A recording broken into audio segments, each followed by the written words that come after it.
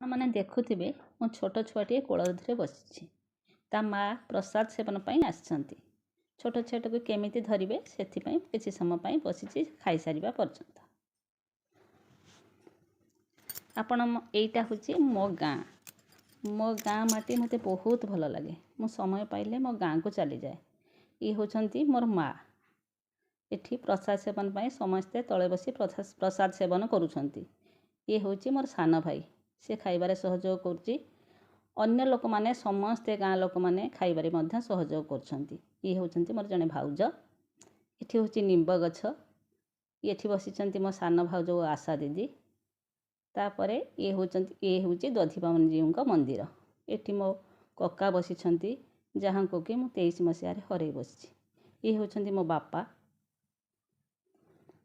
ये होछंती जगतरनाथ जगन्नाथ। विभिन्न जगार विभिन्न नाम रे पूजा पाती। एठारे से दधिबामन जीव नाम रे पूजा पाउछंती। तांकर रीतिनीति यथाविधि अनुष्ठित हुए। मो गाँ मो जन्मभूमि मते बहुत भल लागे। मो गाँ पाखरे मंते नई रो एक शाखा नदी अछि जहाको कथित भाषा रे जोर बोली कहू। एठारे समस्ते रागदोष भूली दधिबामन पाखरे भाईचारार सहित एकत्र हुअन्ति।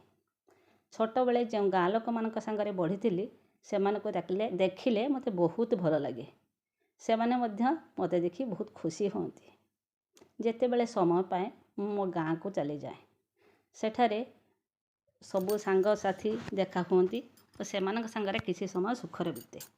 छोट बेलार सब स्मृति